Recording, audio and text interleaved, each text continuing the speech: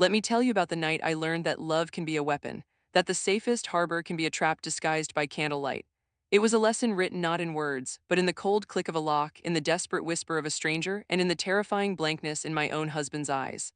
It was supposed to be the happiest night of my life. I want you to picture it. The grand oak room, crystal chandeliers casting a honeyed glow on polished silver and starched white linen. The air was a delicate symphony of roasted garlic, of seared steak, of the crisp, effervescent scent of very expensive champagne. And underneath it all, the faint, clean perfume of the single white rose Elias had sent to the table for me. A perfect, solitary bloom. My new wedding band, a simple, sleek band of gold, felt cool and foreign against my finger. I kept touching it, tracing its smooth circle, a private, disbelieving smile playing on my lips. Proof.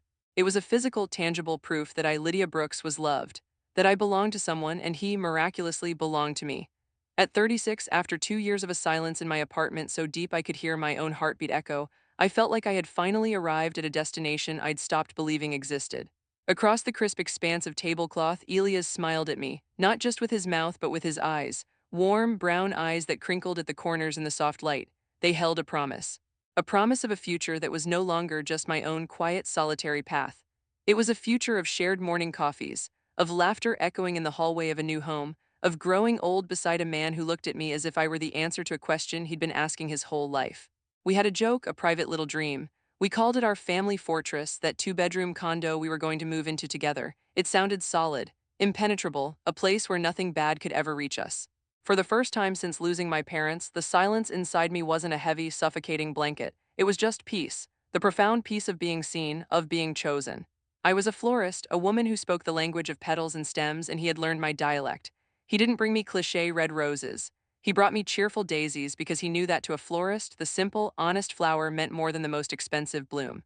He listened to my stories about my mother's peony garden, about my father's terrible puns. He seemed so reliable, so decent. His phone buzzed then, a low, insistent vibration against the fine wool of his suit jacket lying on the chair beside him.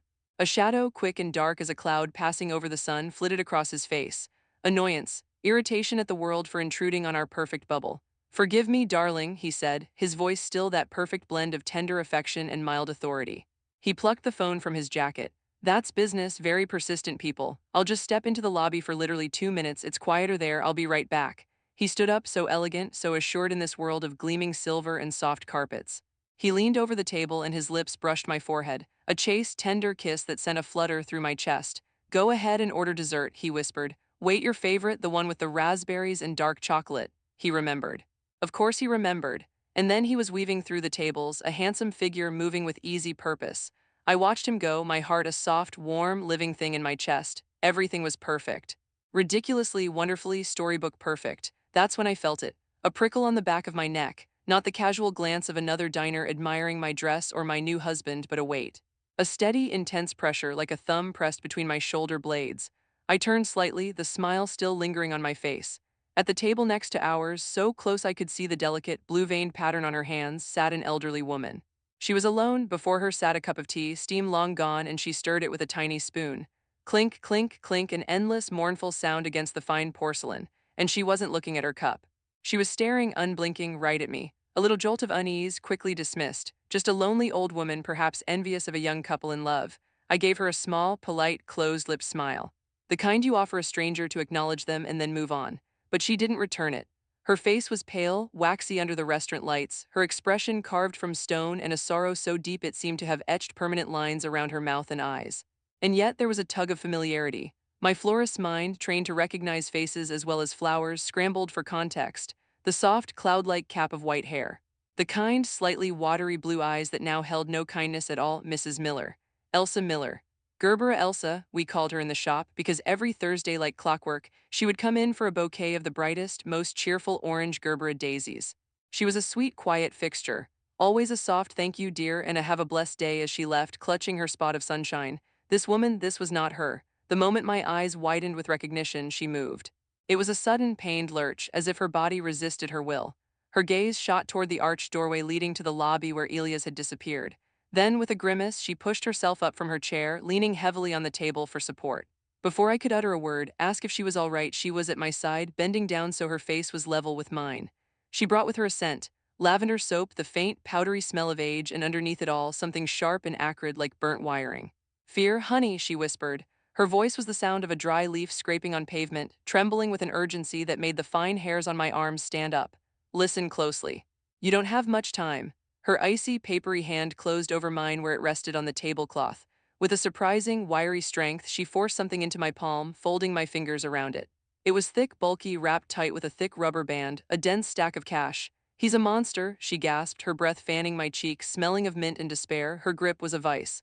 My daughter married him, she's not alive anymore. Do you understand? She's gone, she's vanished. There was no body, just gone. Her words didn't make sense. They were fragments of a terrible, broken language, syllables that crumbled against the polished reality of my evening.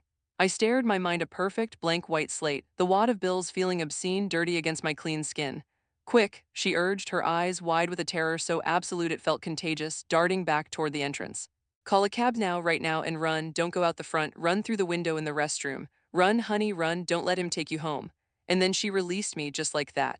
She turned, a frail, bent figure, and shuffled away, melting into the plush shadows near the restaurant's grand exit, leaving behind only the ghost of her scent and the impossible, leaden weight of her words burning in my ear. I sat frozen, thunderstruck. The bundle of cash was a grotesque tumor on the elegant landscape of my dinner. What nonsense, what daughter? The sweet old woman who loved orange daisies was clearly confused, heartbroken. Grief had broken her mind and she'd mixed me up with someone else. This was a tragedy, a private horror, but it was not my horror. My horror was a car accident 2 years ago that took my parents. Not this gothic mystery. My fingers tightened around the money, the rubber band biting into my skin. I should call after her, give it back, explain the mistake, offer my condolences, be the kind person my parents raised me to be. But first I looked up. My gaze seeking normalcy, seeking the return of my handsome, solid, real husband to shatter this bizarre, dreamlike spell, went to the restaurant's grand entrance. And my heart, that warm, soft thing, simply stopped. Two men stood there, framed in the doorway like bookends of menace. They were massive, broad-shouldered, with thick necks and shaved heads. They were stuffed into dark, cheap-looking leather jackets that were all wrong for the refined, hushed atmosphere. They weren't looking for the maitre d'. They weren't glancing at menus. Their heads turned slowly, methodically in unison, scanning the room like twin searchlights, predatory, calculating, looking for something or someone, and then their eyes landed. On me, a cold jolt, pure and electric, shot down my spine, settling in the pit of my stomach like a shard of ice. I had never seen these men before in my life. Elias had mentioned cousins from out of town, but these were not cousins. This was not a family reunion. Their gaze was flat, impersonal, and utterly focused. The old woman's rambling warning ceased to be the confused, tragic words of a grieving stranger. It crystallized in an instant into a horrifying, tangible truth. It became real. It had weight and form and breath. It stood 30 feet away and it was staring right through me. Instinct screamed. It was a sound older than thought, louder than reason, vibrating up from the most primitive part of my brain. It screamed, run. I didn't think, I didn't plan, I simply moved. I stood up so fast my chair screeched against the floor and toppled over behind me with a crash. A few nearby diners gasped, their conversations stuttering to a halt. I didn't care, I didn't see them. I grabbed my small beaded purse from the table, shoved the wad of cash deep inside, and without a backward glance I fled. Not toward the entrance where the twin pillars of threat loomed, but toward the darker, narrower corridor at the back of the room, toward the small, discreet sign that promised temporary sanctuary. Restrooms, the ladies' room was an oasis of opulent, silent emptiness. White marble floors, gilded fixtures, a huge, ornate mirror. The soft, expensive hum of a ventilation system. I slammed the heavy mahogany door shut, my fingers fumbling, slick with sweat for the small, brass bolt. I slid it home with a solid, final thunk. I leaned against the wood, my whole back pressed to it, as if I could physically hold the world at bay. I tried to catch a breath that came in short, ragged pants. My heart wasn't in my chest. It was hammering in my throat, in my ears, a frantic drumbeat of pure panic. What was happening? My God, what in the world was happening? This wasn't my life. My life was about flower orders and soil pH and the quiet pride of a perfectly arranged bouquet.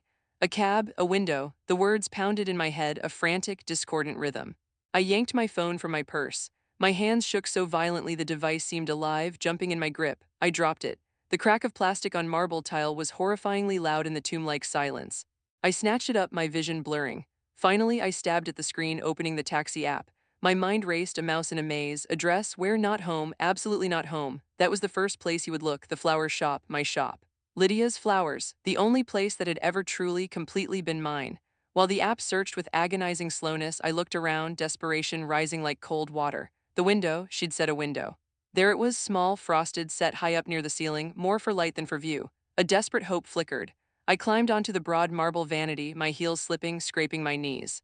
I heaved myself up, balancing precariously, and peered out through the frosted glass. My hope shattered into 1,000 useless pieces. Set deep into the concrete wall, unmovable, were thick, brutal bars of black-painted metal. No escape there, a soft chime from my phone, a notification. A white Ford Focus license plate ending in 730 was 3 minutes away. 3 minutes, I had to get to the street. I had to brave the main entrance, past those two men, and run like hell. I took a deep, shuddering breath that did nothing to calm me. I mustered every ounce of courage I didn't feel, every bit of strength I'd used to rebuild my life after my parents' death, and turned.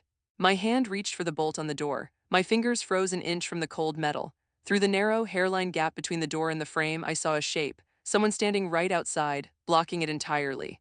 It was the restaurant manager, Victor. The same solid, unsmiling man in his 50s who had fawned over Elias earlier, who had called him by name with such deference, who had personally ensured our wine was perfectly chilled. Now his face was a cold, impassive mask. Not a shadow of the earlier unctuous friendliness remained. It was as if that man had been a costume and this was the actor beneath. "Excuse me," I stammered, my voice thin and reedy, a child's voice. "I need to get out, my cab is here." "I'm afraid you'll have to wait a moment," he replied. His voice was calm, utterly indifferent. He didn't move an inch, he was a wall in a suit, and then from the corridor behind him I heard it. A voice so familiar, so painfully dear that for a split, treacherous second, a wave of pure relief washed over me, so strong it made me dizzy. "It's all right, Mr. Sterling." "Elias, my wife is just a little worked up. Tired after a long week, you know how it is, I'll talk to her myself." The manager, Victor, nodded, a silent, grim accomplice. He stepped back from the doorway, but he didn't walk away. Instead, from outside, he pulled the door firmly shut. I was still locked in, but now he was on the other side, guarding it. And then I heard the most terrible, definitive sound of my life. A dry, precise, metallic click-click. The sound of a key turning in a lock from the outside. I was not just locked in, I was locked in, trapped, caged, and outside I could hear his footsteps, approaching, calm, measured, the footsteps of a man coming to retrieve his troublesome property. "Lydia," his voice was right outside the door now. So reasonable, so saturated with caring concern. "Sweetheart, please open up. What happened? You gave poor Mr. Sterling quite a fright." A pause, and I could picture him turning, offering the manager a rueful, man-to-man smile. "Don't worry about it, she just has a migraine coming on, she gets these episodes sometimes. I'll calm her down right away, everything's fine." A migraine episodes. The lie was so effortless, so smooth, so perfectly tailored to explain away a woman's panic, that a cold sweat broke out all over my body, instantly soaking through my silk blouse. This man, my husband of 2 weeks, the man whose skin I knew, whose laugh I loved, was a complete and utter stranger. The warmth, the care, the tender looks over breakfast, it was all a performance. A brilliant, chilling act. The truth was not in his loving words. The truth was the locked door. The truth was the two stone-faced men in the dining room. The truth was the icy, mortal terror in Elsa Miller's eyes, a terror she had tried to pass to me like a lifeline. Panic, black and suffocating, began to flood me, rising up my throat. I looked around the beautiful marble prison. The white tiles, the huge, unforgiving mirror. In it, I saw a pale, wild-eyed woman with smudged makeup and disheveled hair. A woman gasping for air. That wasn't Lydia Brooks, the head florist. She didn't get into stories like this. She dealt with wilted hydrangeas and demanding brides, not this. Think, Lydia, think. The window was barred. The door was locked. Screaming, who would help? The manager was in on it. The patrons would only hear Elias' patient, concerned explanations about his poor, hysterical wife with a migraine. If I made a scene, they would nod sympathetically and let him take me. Those cousins would help, and then the image was too dark to hold. Elsa's daughter vanished. My gaze darted over the walls, searching for anything, any flaw, any tool. And then I saw it, near the door, housed in a small, red metal box with a glass face, the fire alarm. A second of hesitation. This would cause a scandal, a false alarm, fines, the embarrassment, but my life was already a scandal. My safety was already forfeit. This alarm wasn't for a fire, it was a siren for me. It was the only voice I had left that the whole restaurant would be forced to hear. The decision was instant, cleansing in its clarity. I would not be a victim, waiting passively in this perfumed cage for my fate to walk through the door. I would act. I would set the world on fire if I had to. I ripped my purse from my shoulder. It was a small, beaded evening bag, but it had a heavy, ornate metal buckle for decoration. A pathetic weapon, but the only one I had. I swung it back, the beads flying, and smashed the buckle against the glass covering the alarm. It didn't break. A spiderweb of cracks appeared, obscuring the red button beneath. "Lydia, what are you doing?" Elias' voice sharpened, losing its soothing, therapeutic pretense. A thread of steel entered it. "Stop that immediately. You're putting me in a very awkward position." An awkward position? The ground was falling away beneath my feet, the future I knew dissolving into a nightmare, and he was worried about social embarrassment, about a scene. Rage, clean and hot and righteous, cut through the paralyzing panic. I swung again, grunting with the effort. The glass groaned, and again. On the third hit, the tempered glass finally gave way, shattering into 1,000 tiny, harmless cubes that rained down on the marble floor with a sound like falling ice. I didn't hesitate, I didn't look at the shards. I reached in through the broken face of the box and slammed my palm hard against the large, red button. The world exploded. A deafening, piercing, mind-numbing siren shrieked to life directly above me. The sound was physical, vibrating in my teeth, aching in my ears, rattling the mirrors. It was an awful, chaotic, beautiful sound. Instant chaos erupted on the other side of the door. Muffled curses. "What the hell?" I heard the manager, Victor, roar. "She set off the alarm. Everyone calm down, it's a false alarm." Elias shouted, but his voice was swallowed by the electronic wail and the rising tide of real panic. I heard hurried footsteps running past, women screaming, the distant crash of dishes. And then, cutting through the artificial scream of the siren, a new scent wove its way under the door, acrid, bitter, unmistakable. Smoke. Real smoke coming from the vents. Something in the kitchen must have burned, forgotten in the commotion. It was a gift, a miraculous, terrible gift. Now the panic in the dining room was authentic, contagious, uncontrollable. This was no longer just a crazy woman in the bathroom, this was a fire. "Open this door, you idiot," a man's voice, rough with fear, screamed at the manager. "We have a room full of people, open it." I heard the key grind in the lock again. A frantic, fumbling turn. I stepped back from the door, my body coiled like a spring, my fists clenched, my heart a wild bird in a cage of bones. The door flew inward. The manager stood there, his face mottled red with fury and fear. Behind him, the corridor was a maelstrom of fleeing staff in black and white uniforms and terrified guests clutching purses and jackets. He saw me. His hand reached out, not to help but to grab. I didn't give him the chance. I lowered my shoulder and shoved past him with all my might, using his momentary imbalance to burst into the corridor. The dining room was pure pandemonium.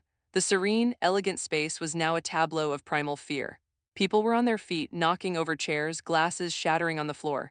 Women pressed linen napkins to their faces. A translucent, ghostly haze of gray smoke hung near the vaulted ceiling, catching the light of the now flashing emergency strobes. And then I saw him, Elias, standing in the middle of the chaos, turning slowly, searching. His composure was fractured. His eyes scanned the room, looking for order, for control, for me. His gaze swept past, then snapped back. Our eyes met for less than a second. In that frozen sliver of time, every mask, every pretense, every carefully constructed layer of the man I married was gone, stripped away. There was no warmth, no shame, no guilty panic. Only a cold, calculating, and utterly terrifying rage. He saw me alive, free, and in that look was a promise of vengeance. He took a step forward, his hand coming up, but it was too late. The tide of fleeing bodies was between us. The siren screamed its permission for chaos. I plunged into the crowd, becoming part of the human current. I pushed, elbowed, became a salmon fighting upstream toward the grand, now churning entrance. I didn't look back. I burst out onto the street, the cold, clean autumn air hitting me like a slap, gulping it into my burning lungs as if I'd been drowning. The siren wailed behind me, a fading cry. In the distance, I could already hear the answering, hopeful wail of approaching fire engines. I didn't wait to see them arrive. I ran, down the restaurant's wide stone steps, along the sidewalk, my heels clacking a frantic rhythm. I turned the first corner I could, then another, putting solid brick and shadow between me and that golden, monstrous place. I ran until a stitch, sharp as a knife, burned in my side and my lungs screamed for mercy.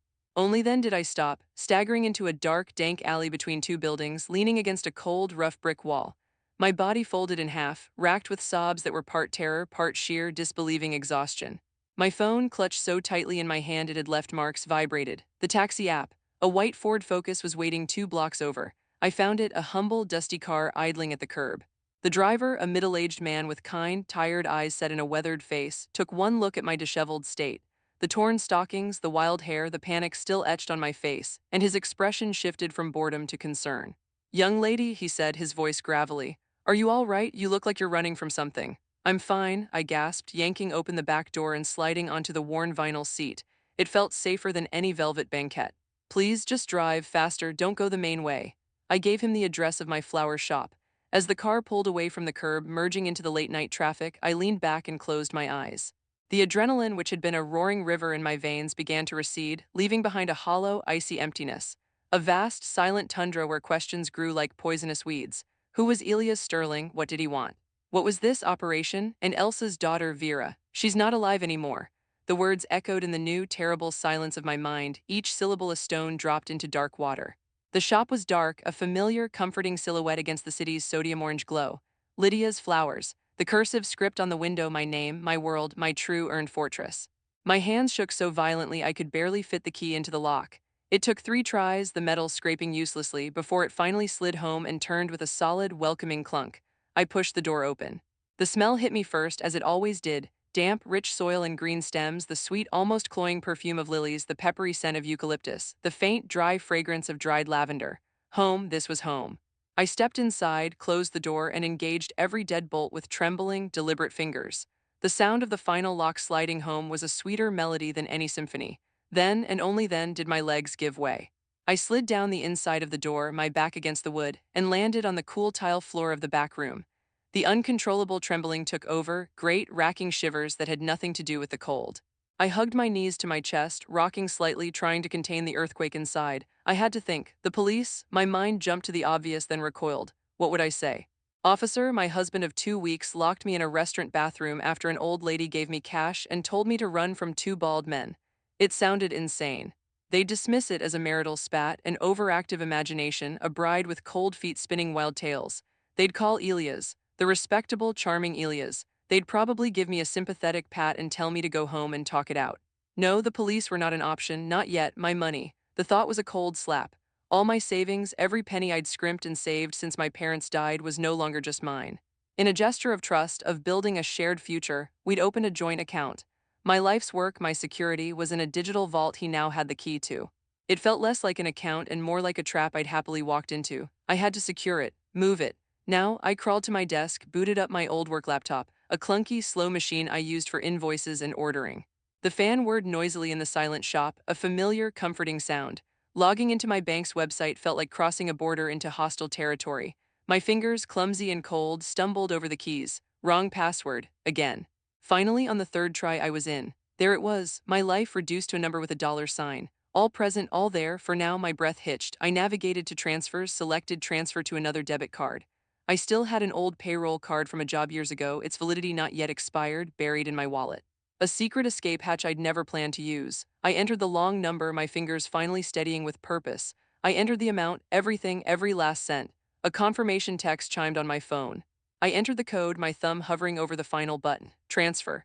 A loading wheel appeared on the screen. It spun and spun. It was the most agonizing wait of my life. I held my breath, my eyes glued to the animation, praying to gods I didn't believe in. Suddenly, the wheel vanished. In its place, a red error message popped up. Neat, professional, devastating, transaction denied. Your accounts have been temporarily frozen due to a report of suspicious activity. The report was filed by your lawful husband, Elias Sterling. I stared at the glowing red letters in the dim blue light of the laptop screen. Lawful husband. The words that had felt like a sanctuary, a covenant just hours ago, now branded me. They were a legal shackle. He hadn't just wanted to scare me, to teach me a lesson. He wanted to erase me, to strip me bare, to take everything, my trust, my home, my security, and leave me with nothing. He'd been planning this, executing it, while I smiled at him over champagne, while I dreamed of our family fortress. The cold wasn't on my skin anymore. It was in my bones, it was in the marrow. It was a glacial river flooding my veins, freezing my organs, my heart, my thoughts.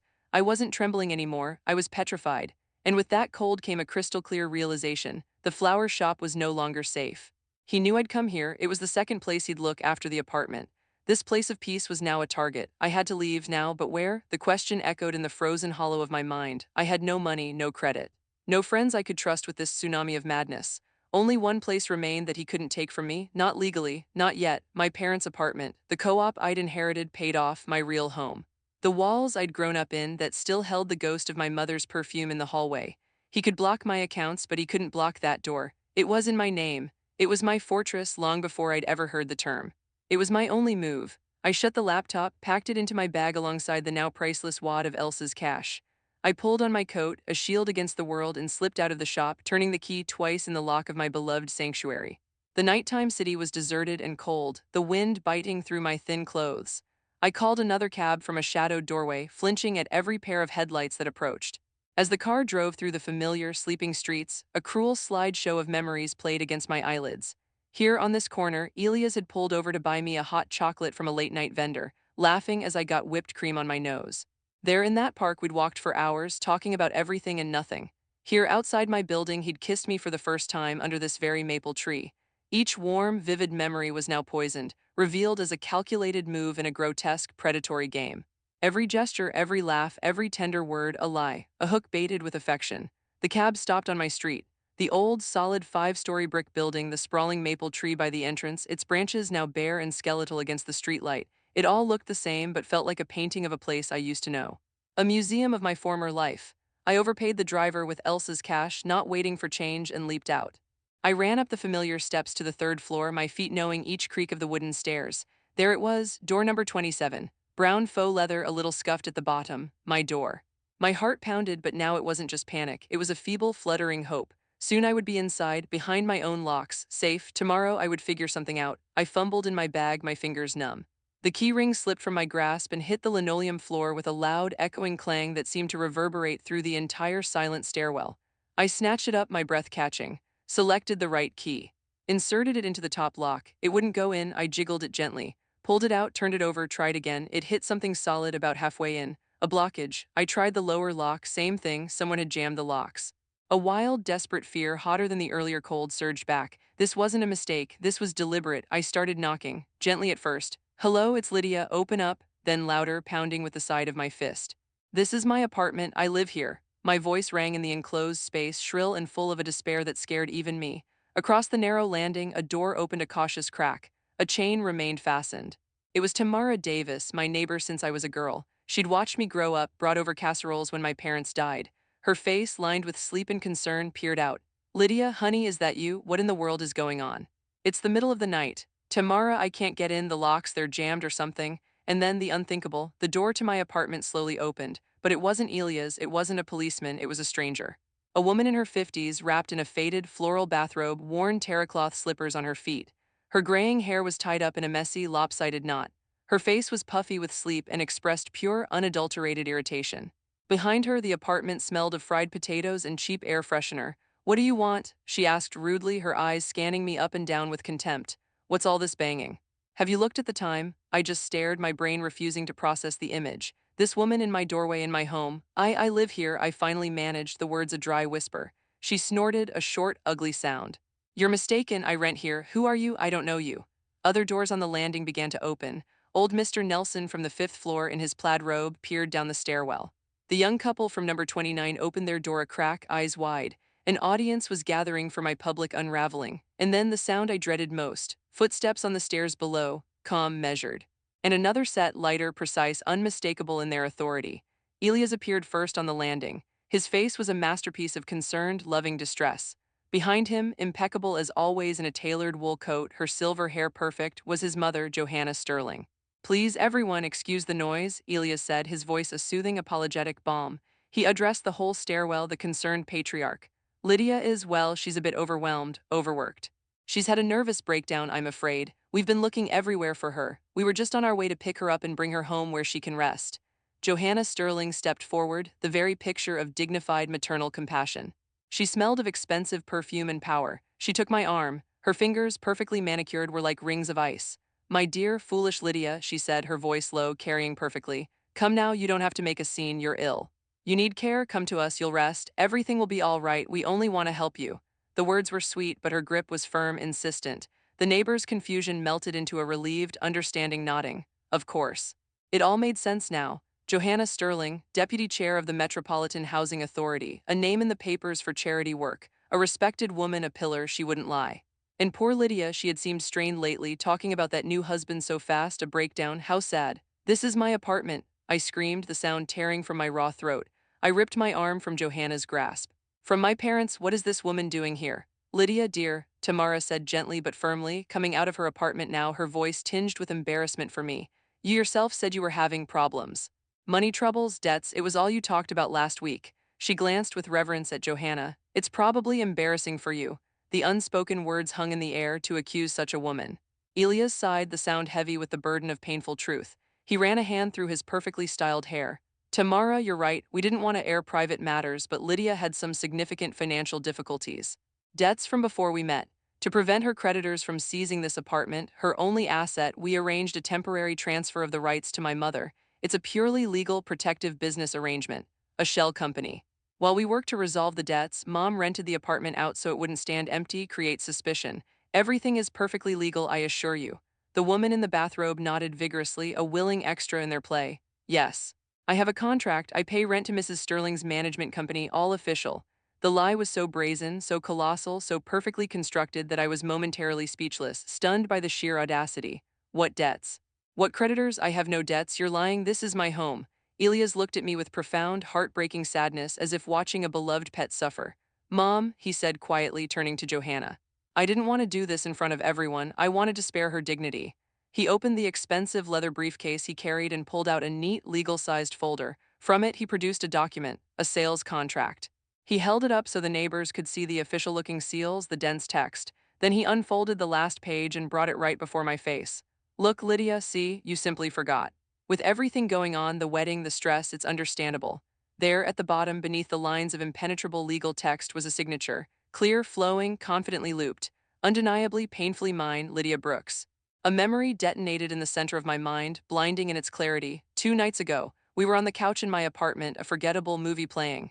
Elias had come over with a stack of papers. Sweetheart, just some tedious paperwork, he'd said, kissing my temple.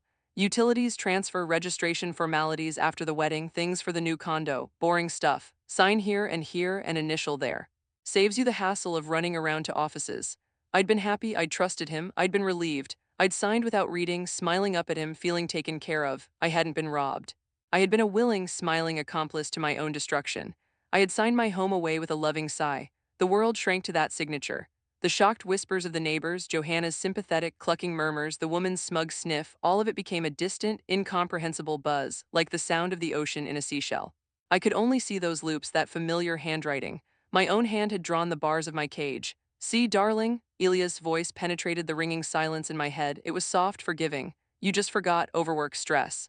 It's no problem, it's all been handled. Come home now, we'll get you some tea, you can rest. Johanna took my arm again. This time her grip wasn't gentle or maternal, it was iron, unbreakable. The grip of a jailer who has finally cornered her prisoner. Come, Lydia, she said, her voice losing its melodic warmth, gaining a steely edge. Don't be stubborn, don't make this harder than it has to be. And in that touch, the petrified shock that had held me shattered. It was replaced by a raw, primal animal fear. A survival instinct deeper than grief, deeper than shame. Elsa's words in the restaurant were a drumbeat in my soul. My daughter married him. She's not alive anymore.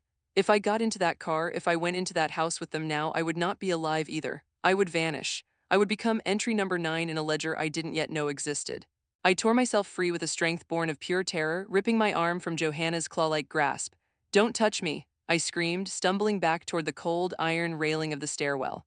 The suddenness, the violence of my recoil stunned them both for one precious, frozen second. I didn't wait. I turned and I ran, down the stairs, leaping, my hands slapping the railing for balance. Lydia. Stop, Elias' shout echoed up the stairwell, but it held no more false concern. It was a cold, commanding snarl of pure fury. I didn't stop, I didn't look back. I burst through the heavy front door and out into the damp, biting night, running blindly, directionlessly, until the fiery burn in my lungs and the cramp in my side forced me to stop. I staggered into a dark, foul-smelling alley between two buildings, the kind of place the old me would have crossed the street to avoid.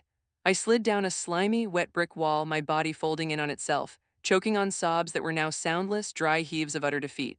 I had nothing, no home, no money, no names, no reputation. I was a crazy, hysterical thief in the eyes of my own community, a woman who'd had a breakdown, homeless, and utterly, profoundly alone. It was there in that grimy alley with the smell of rotting garbage in my nostrils that the last of my tears dried up. What was left wasn't despair. Despair was a luxury. What was left was a cold, hard, sharp kernel of rage, and a name.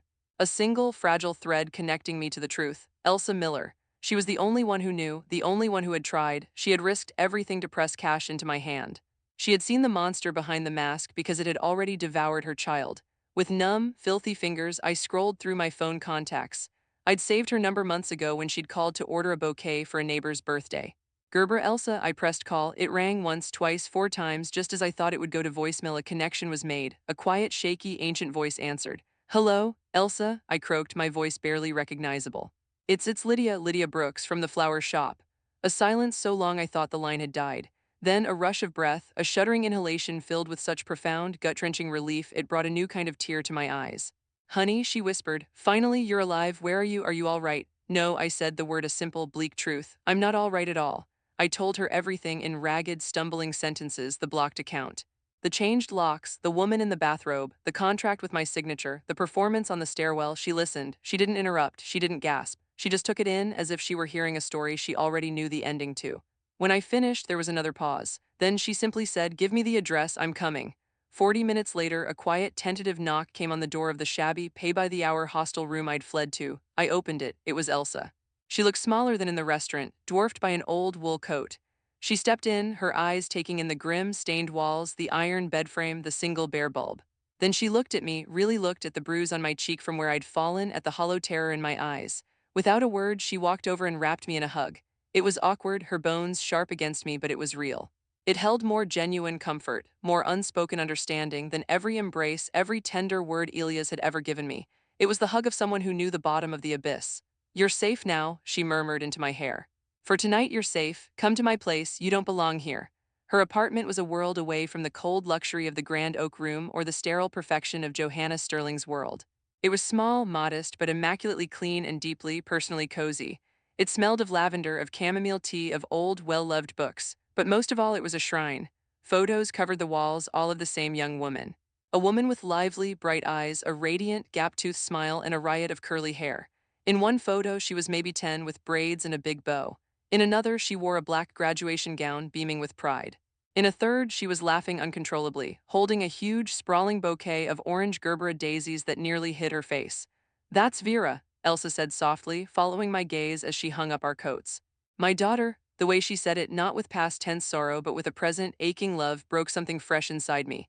She led me to her small, warm kitchen, put a kettle on the old stove, and got homemade blackberry jam from the cupboard. I sat at the formica table, silent, unable to tear my eyes away from a portrait of Vera that hung directly across from me. She looked kind. She looked like she would have been a friend. "She loved your shop very much," Elsa began, pouring hot water into 2 china cups. "She said you were the only florist in town who didn't treat flowers like commodities. She said you had the freshest stock and the finest taste. That you weren't just a salesperson, but a real artist." She sat down opposite me, her face drawn in the soft light, deep shadows like bruises under her eyes. "That's how I recognized you, not you me, but I you. I'd seen your face in Vera's stories long before I saw it next to his in your shop."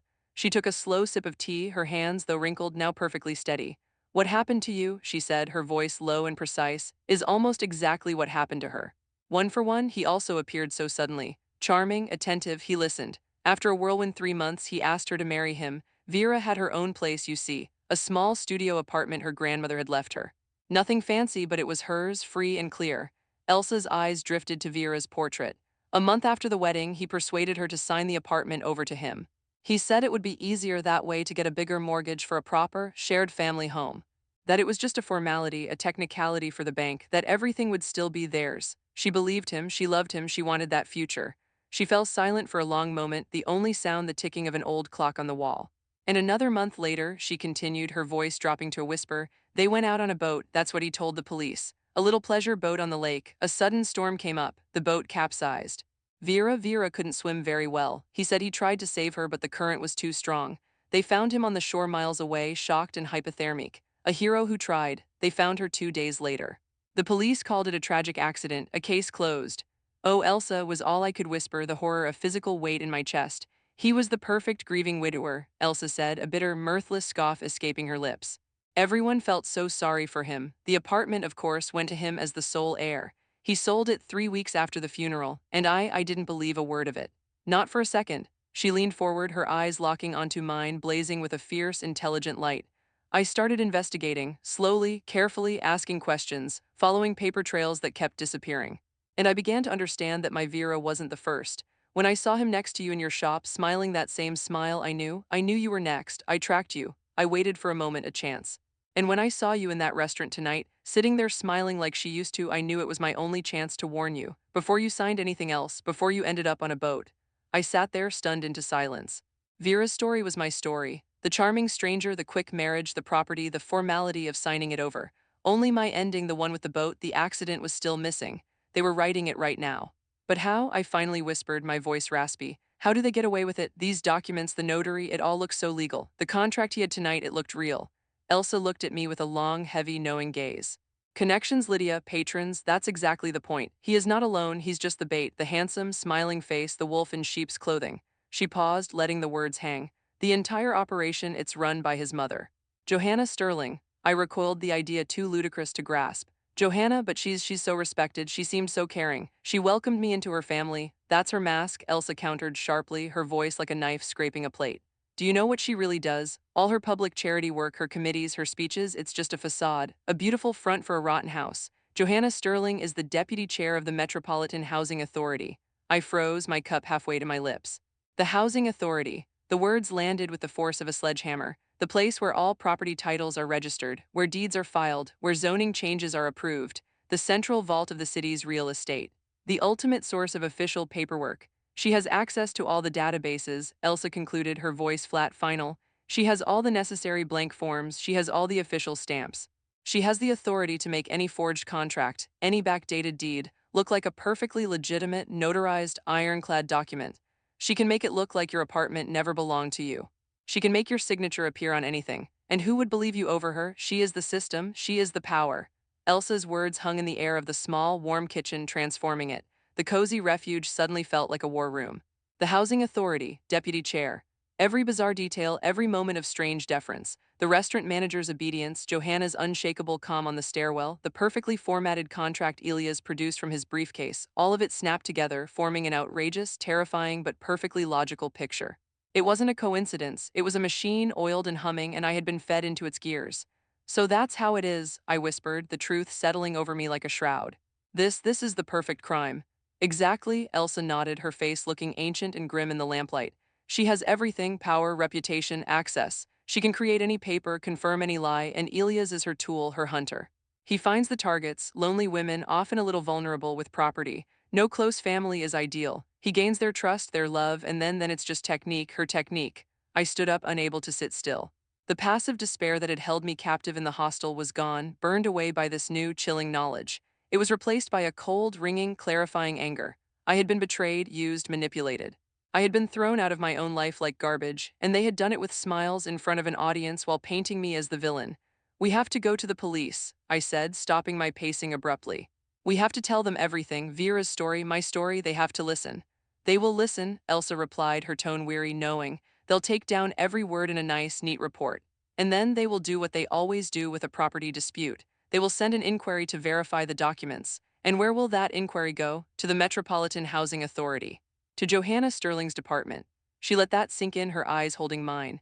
And do you know what answer they will get back? They'll get an official response on letterhead with a signature and a stamp, stating that citizen Lydia Brooks, in sound mind and of her own free will, sold her apartment to citizen Johanna Sterling. And they will attach a certified copy of the contract. Your words, my words, Vera's fode, they will be dismissed as the slander of a grieving, unstable old woman and her hysterical, thieving accomplice. At best, they will wave us away. At worst, they will open a case against you for filing a false report, for defamation. Every word was a nail hammered into the coffin of my naive hope. She was right. Against the monolith of an official document, our stories were nothing.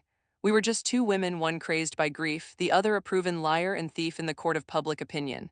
So we need proof, I said, the words gritted out between my teeth. Irrefutable proof, something they can't explain away, something that proves this isn't just two incidents, that it's a system. A pattern, and where are we going to get that?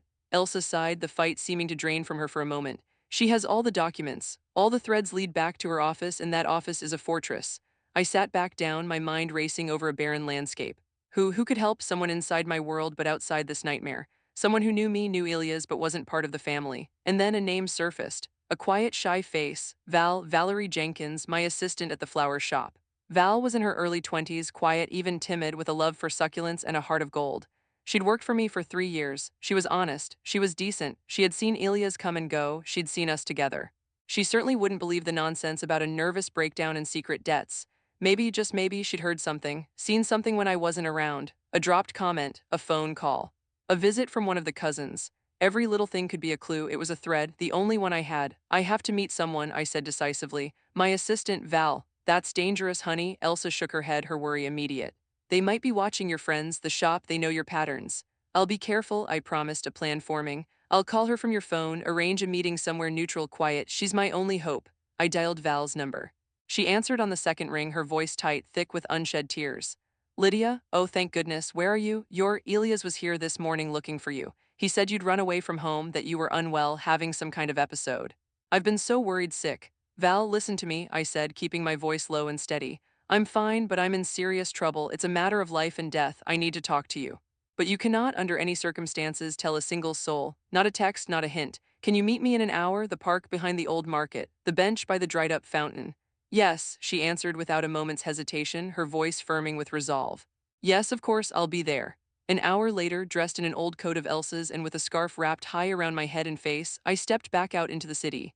The paranoia was a live wire under my skin. Every passing car was a threat. Every man in a suit was Elias. I decided to take a long, circuitous route to the meeting place, one that would take me past my shop. A foolish, sentimental risk, but I needed to see it. To glimpse my little world, which I had now lost along with everything else. As I approached the familiar street, I saw something wrong from a block away. A small crowd, maybe 15 people, was clustered on the sidewalk in front of Lydia's flowers. A car with the logo of a local newspaper was parked haphazardly at the curb. Beside it, a photographer with a large, professional camera adjusted his lens. My heart clenched, a painful physical squeeze. I moved closer, melting into the crowd of onlookers, pulling the scarf higher. And I saw the centerpiece of this grotesque tableau. There, standing proudly in front of my shop window, was Johanna Sterling. She wasn't in house clothes or a bathrobe. She was in a severe, elegant charcoal gray business suit, her silver hair a perfect helmet. She was giving an interview, a young journalist with a recorder and a notepad hung on her every word. Cameras flashed, and that's why being accessible, working with the citizens, is so vital to our mission at the Housing Authority, she was proclaiming, her voice the familiar, measured, publicly minded tone I'd once found so reassuring. She gestured gracefully toward the shop window. Take, for instance, this wonderful little flower shop here, a small, woman-owned business. This is the heart of our city. We create policies to support entrepreneurs like Lydia to help them bloom. She smiled, a warm, inclusive smile for the cameras. I listened to this hypocritical performance, this Orwellian twisting of reality, and felt a nausea so profound I had to lean against a lamppost. She had come here, to the scene of my professional life, to use my ruin as a backdrop for her campaign of slander and her own aggrandizement. She was erasing me and rewriting the narrative in real time on the evening news. And then, as if sensing the heat of my gaze, Johanna Sterling looked up. Her eyes scanned the crowd and landed directly on me. Through the scarf, through the distance, she knew. Her eyes narrowed for a fraction of a second, a predator spotting prey. Then immediately a wide, beatific, publicly joyous smile broke across her face. Lydia, my dear. Thank goodness, she cried out, her voice projecting across the street with theatrical relief. She began walking directly toward me, the crowd parting for her like the Red Sea. The journalist and photographer swiveled, following her, capturing her approach. I was frozen, a rabbit in the headlights of this manufactured spectacle. It was too late to run without looking guilty. Johanna came right up to me, her smile never wavering. She grabbed both of my hands in hers. Her grip was iron, pinning me in place. She turned me to face the journalist and the clicking camera. Look, here's our runaway. We've been so worried. Her voice trembled with what sounded like sincere, tearful relief. Lydia, please come home. Stop listening to that poor, confused, grief-stricken old woman. She's ill, darling. She's projecting her tragedy onto you. Elias has forgiven you for taking the money. We understand you're under tremendous stress. We will help you. We'll get you the help you need. The blow was masterful, brutal. In one fell swoop in front of witnesses and the press, she cemented the story. I was a thief, I'd taken money. I was unstable, influenced by a crazy old lady, and they were the long-suffering, forgiving saints. A murmur of understanding rippled through the crowd. The journalist scribbled furiously. The photographer's shutter clicked like a machine gun, capturing the stark contrast, the impeccable, concerned official and the disheveled, wild-eyed, guilty-looking woman. At that moment, the shop door flew open. My boss, Peter Walsh, stormed out. He saw the cameras, saw the crowd, heard Johanna's words about taking money. His face, already stern, turned purple with apoplectic rage. His business, his reputation, was being dragged into my family scandal. Brooks, he roared, striding toward me, ignoring the cameras. What in God's name are you doing? A scandal, theft in front of my shop. My name in the papers next to this filth. He roughly grabbed me by the shoulder and shoved me aside, away from Johanna, away from the entrance.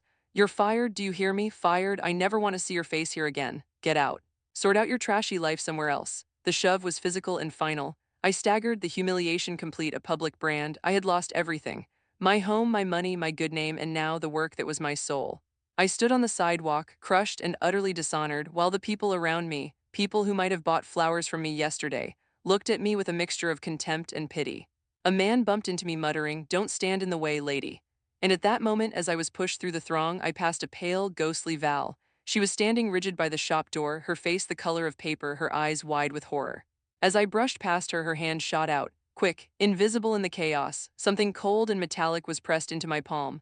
Her fingers closed mine around it in a desperate, fleeting squeeze.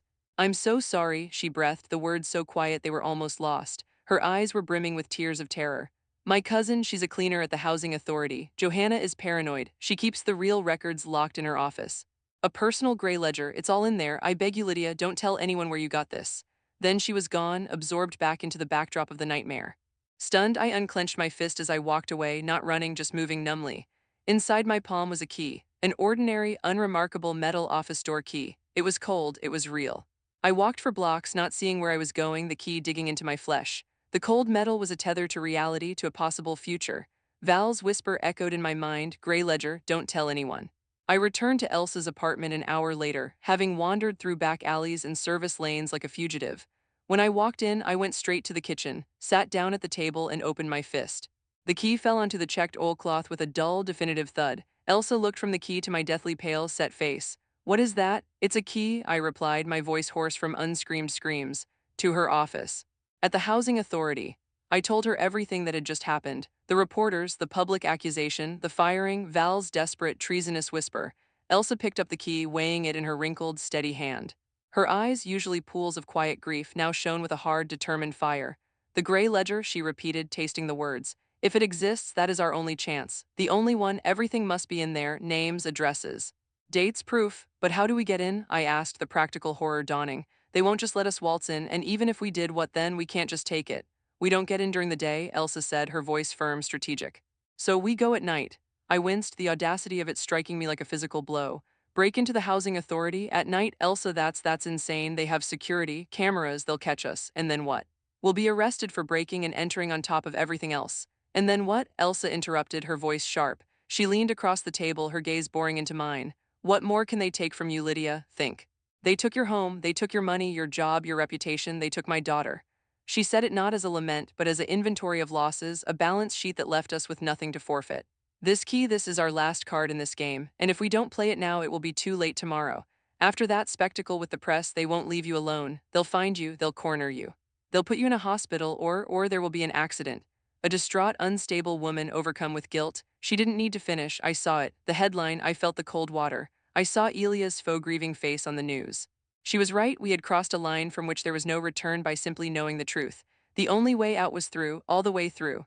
"Fine," I nodded, a cold, steely resolve filling the last hollow spaces inside me. "We go tonight." We spent the rest of the day in a state of tense, quiet preparation. It felt military. Elsa retrieved an old, detailed city map from a cupboard, and we pored over it, studying the location of the Housing Authority building.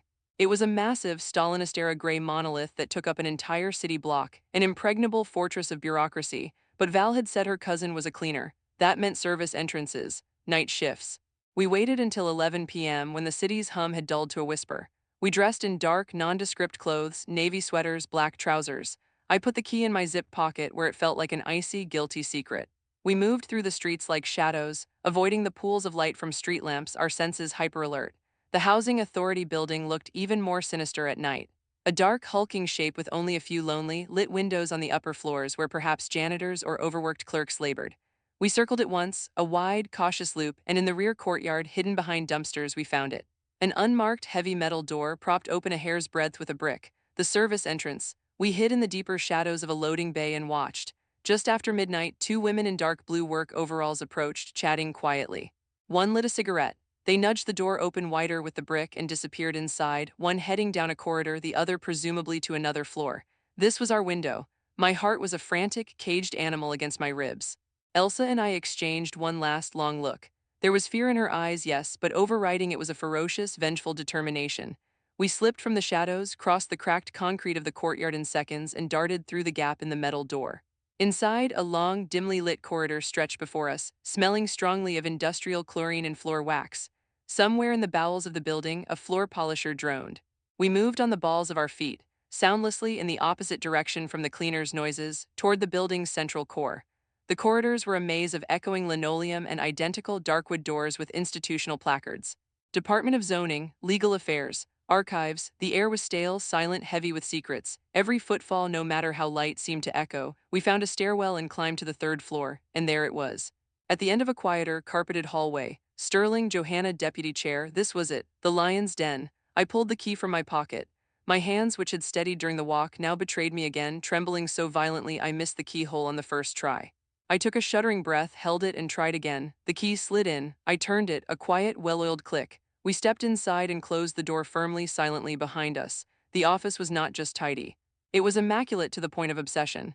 A huge, polished darkwood desk, absolutely clear except for a single, expensive pen set parallel to the edge. an imposing leather chair perfectly centered. Bookcases filled with identical leather-bound legal codes, not a personal item in sight, no family photos, no knickknacks. It was the office of a mind that demanded absolute sterile control. Search, Elsa whispered the word a breath. We began, moving with silent, frantic efficiency. I took the desk, opening drawers carefully. They were perfectly organized, folders of official correspondence, a stationery set, a notebook with neat, minimalist handwriting noting meeting times. Nothing resembling a gray ledger. Elsa scanned the bookcases, running her fingers along the spines, looking for a hidden compartment. Nothing. 20 minutes slipped by. Our initial hope curdled into a sour, rising despair. Had Val been wrong, misinformed, or was the ledger somewhere else entirely, a safe deposit box, her home? Frustrated, Elsa walked over to the wall opposite the desk, the wall of fame. It was covered in plaques, framed letters of commendation, photos of Johanna shaking hands with mayors and governors. She tapped the wall lightly with her knuckles out of sheer annoyance. Hollow, she muttered in frustration. I looked up at the wall. It was a monument to a fabricated life, and then my florist's eye, trained for balance for the subtle discord in an arrangement, caught it. One of the photos, the largest, a glossy shot of Johanna standing next to the county executive, was hanging ever so slightly crooked, not by much, a millimeter or two. But in this realm of fanatical precision, it was a screaming anomaly, a flaw in the perfect facade. Wait, I said, walking over. I didn't straighten it. Instead, I reached out, took the heavy frame with both hands, and pulled gently. It resisted, then gave way with a soft, precise click. It wasn't just a photo hanging on a nail. It was a door, a cleverly disguised door covering a small wall safe. Elsa gasped beside me. The safe was small, metal with a classic combination lock, a round dial with numbers. The code, Elsa breathed, despair returning. We'll never crack it, we have minutes. But I wasn't listening. I was looking at the wall next to the safe. There, among the other awards, was a heavy, bronze commemorative plaque in a frame. Metropolitan Housing Authority, founded 1955. Paranoid people don't use random numbers. Val's insight echoed. They use something they would never forget. What could be more significant to Johanna Sterling, whose entire identity, power, and criminal enterprise were built upon this institution, than the date of its founding? The date that gave her everything. I reached for the dial. The silence was absolute, broken only by the soft, ticking clicks as I turned it. Right to 19, left to 55, right to 5. Inside the safe, something heavy and solid clunked into place. I pulled the small handle. The heavy metal door swung open silently. Inside, on the only shelf, lay a single item. A thick ledger-style book with a plain gray cardboard cover. No writing. It was utterly anonymous and therefore profoundly guilty, the gray ledger. I lifted it out with reverent, trembling hands. It had weight, the weight of lives.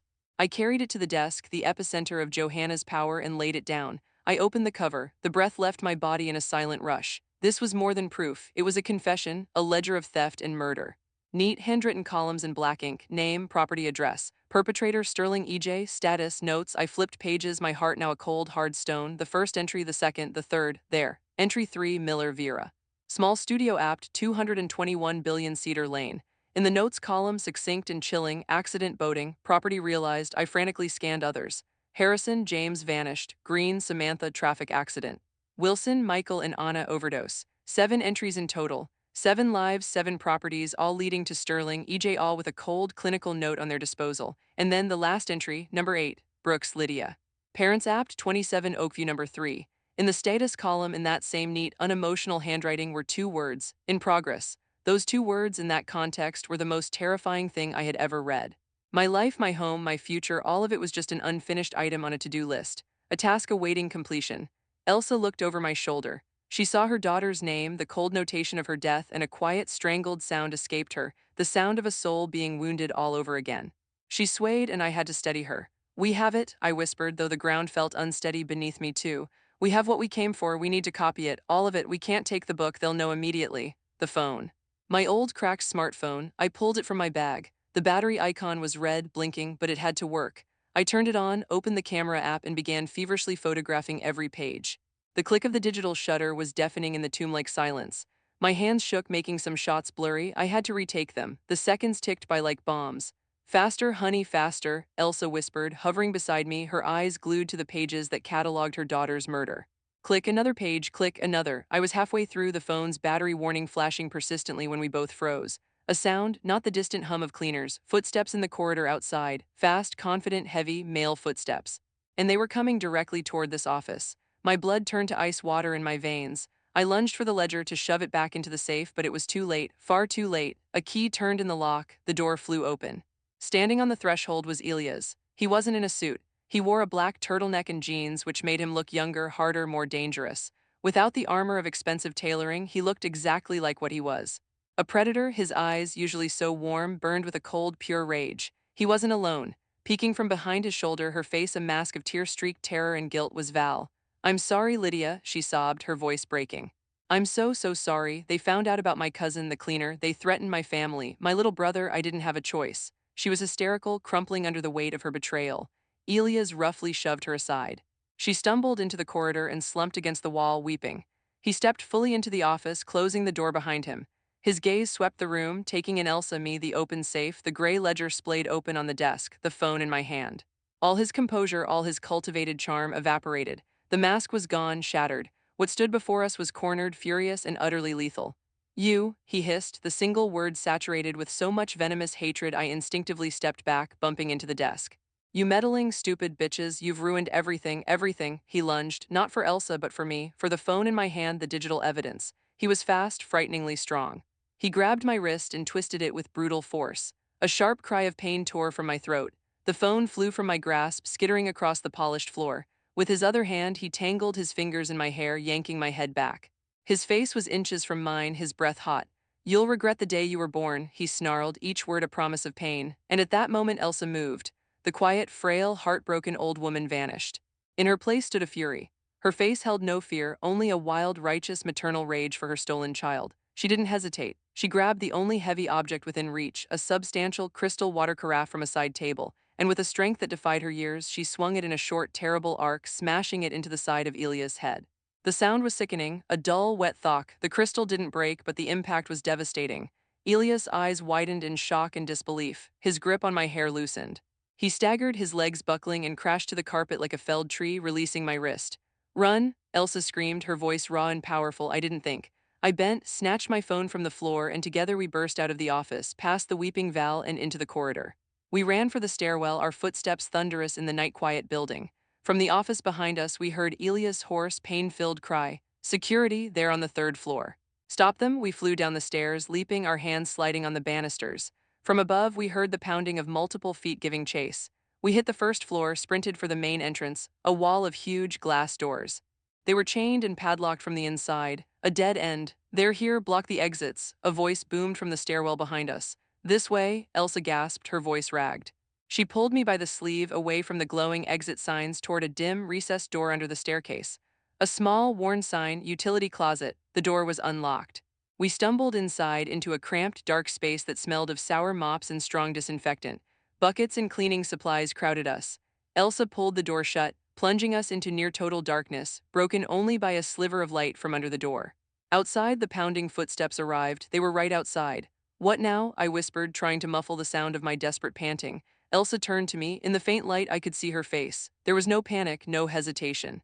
Her eyes held a fierce, calm, terrible resolve. She took me by the shoulders, her grip firm. "Now, honey, you do exactly what I tell you," she said, her voice low and utterly authoritative. "They're looking for the ledger. And for the people who saw it, but the proof isn't the book anymore. It's on your phone. You are the only proof now. You are the evidence."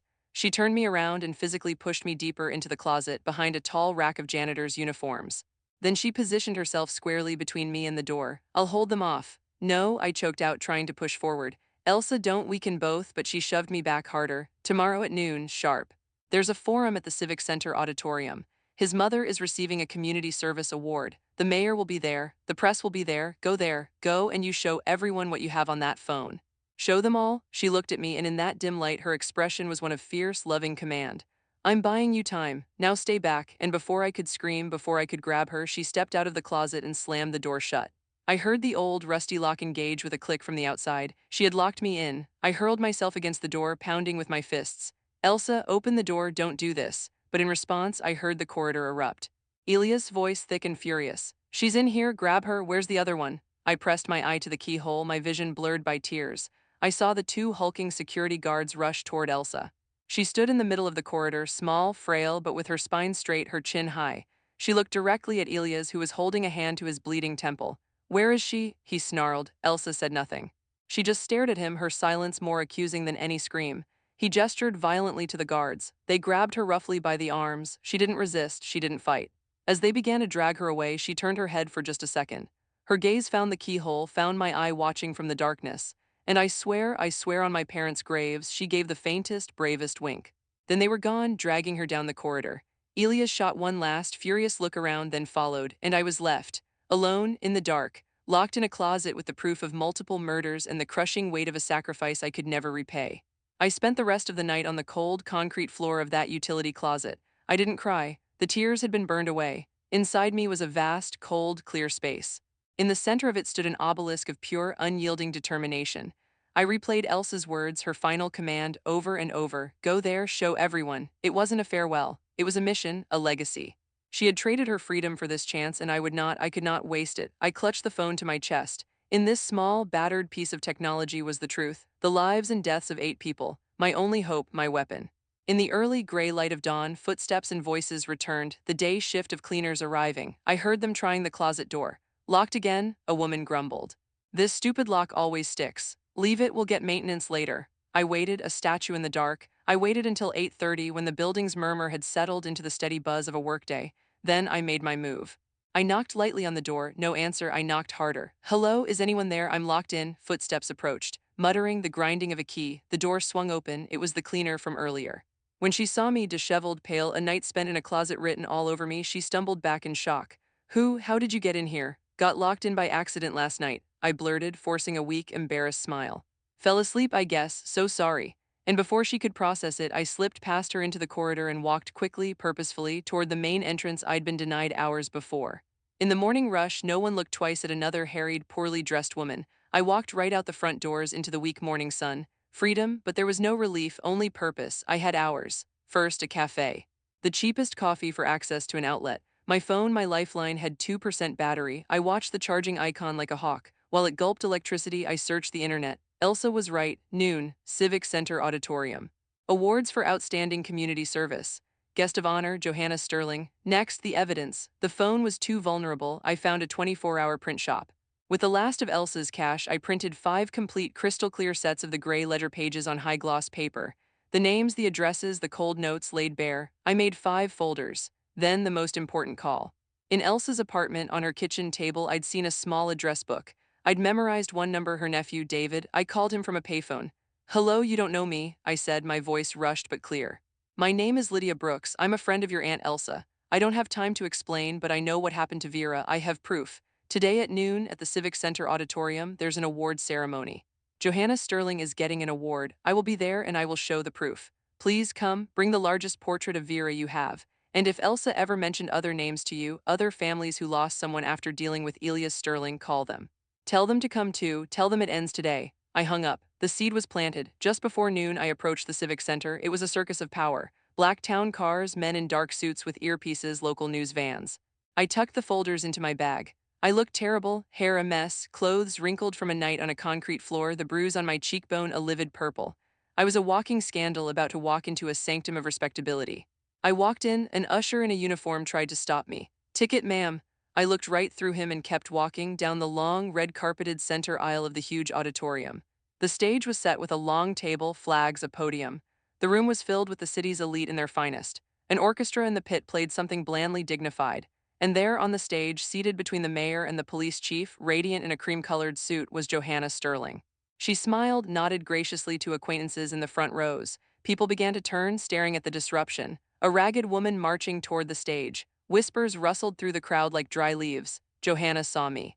Her smile didn't falter, it congealed, became a rictus of ice. She leaned and whispered to a security guard at the edge of the stage. 2 large men in suits immediately descended the steps and moved to intercept me, blocking my path at the foot of the stage. Ma'am, you can't go up there, this is a private event. I stopped. I was 30 feet from the stage, blocked. The entire hall was staring. I opened my mouth, ready to shout, to say anything to be heard, but a voice beat me to it. A man's voice, strong from the front row. Let her through. A man in a simple worker's jacket stood up. He was maybe 50, with a tired, honest face. He wasn't looking at me. He was looking at Johanna Sterling on the stage. Let her speak, he said, his voice carrying. He took a step into the aisle, placing himself slightly between me and the guards. My father's name is James Harrison. His apartment is in that gray ledger, too. His words, calm, heavy with painful certainty, landed in the silent hall with the force of a detonation. For a second, there was absolute dead quiet. The orchestra stopped playing. The journalists swiveled their cameras. The guards hesitated, confused. Johanna's mask of composure cracked. A fissure of raw, panicked fury showed through. I used that second of stunned hesitation. I stepped around the guards and walked the final distance to the stage. I ascended the 3 steps. The young master of ceremonies gaped at me. I took the microphone from his limp hand. It was heavy, cold. I turned to face the sea of faces. In the front row, Elias stood up. A white bandage was visible on his temple. His face was twisted with malice. "She's crazy," he shouted, his voice echoing. "She's having a psychotic episode. She stole from us. Someone call the police." The police, yes, that was the idea. I brought the microphone to my lips. My voice, amplified, boomed through the hall, calm and clear. "My name is Lydia Brooks. 2 weeks ago, I married that man." I pointed at Elias. "Yesterday, he and his mother stole my home. They framed me as a thief. They told you I was insane." I paused, letting the words hang. This is what insanity looks like. I held up one of the glossy printed pages from the folder. This is a list, Johanna Sterling's private list, the real record of her community service. And I began to read, slowly, clearly, giving each name its dignity, each fate its horror. James Harrison, vanished, 2019, property transferred to Sterling Holdings. The man in the worker's jacket stood taller, his jaw clenched. Samantha Green. Fatal car accident, 2020, property transferred. Vera Miller, drowned in a boating accident 1 month after her wedding, property transferred. At Vera's name, the back doors of the auditorium burst open. Elsa's nephew, David, and a small group of others walked in. And they carried, held high above their heads, a huge framed portrait of a smiling, bright-eyed young woman. Vera's face, 3 feet tall, beamed out at the horrified audience. "That's my sister," David shouted, his voice breaking with emotion. "And the woman who tried to save Lydia, my Aunt Elsa, was arrested last night for telling the truth." The hall erupted, not in panic but in a rising wave of outrage. A woman stood up in the back. "The Wilsons, they were our neighbors, they just disappeared." Another voice, "Michael Baker, he was my brother." It was no longer my word against theirs. It was a chorus of the wronged, rising from the crowd, given voice by the evidence in my hand. The ledger was no longer abstract. It had faces, it had families, it had voices. I saw the mayor, pale, lean over and bark an order at the police chief. I saw Johanna Sterling stand, her mouth moving, shouting about lies, about conspiracies, but her words were lost in the din. The pillar of the community was crumbling in real time, live on camera. I walked down the stage steps and straight to the commanding police officer who was now moving through the crowd. Silently, I handed him one of the complete folders. "Everything is there," I said quietly. "The originals are in a safe in her office at the Housing Authority. The combination is 19 minus 55 minus 5. He took the folder, flipped a page, then another. His expression hardened. He looked at me, then at the stage, and gave a sharp command to his officers. I stepped back, leaning against the wall, and watched. I watched as 2 officers approached Johanna Sterling on the stage. She was shrill, waving her hands, invoking her position. One officer calmly took her arm. She tried to pull away. He snapped handcuffs on one wrist, then the other. The embodiment of respectability was led off the stage in disgrace. Elias tried to bolt for an exit. He didn't get far. 2 other officers tackled him roughly in the aisle. He fought, snarling, but was quickly subdued, handcuffed, and dragged out. It was over. The noise in the hall was deafening, shouts, cries, reporters yelling questions. I just stood there, leaning against the wall, the last of my strength seeping away. Elsa's nephew, David, came over to me. His eyes were red, but his face was fierce. "Thank you," he said simply. "For her, for Vera, for all of us." I just nodded. Words were beyond me. The aftermath was a blur reported in the news, which I watched from Elsa's apartment after she was released the next day. All charges dropped. The scandal was nuclear. The gray ledger was the talk of the city. The DA's office moved swiftly. All of the Sterling's property transactions were frozen, then voided. My apartment was returned to me by a very apologetic city housing representative. A week later, I stood before the door to apartment 27. My key slid in smoothly. The locks had been fixed. I pushed the door open. The smell was foreign, fried food, cheap floral air freshener. It smelled of invasion.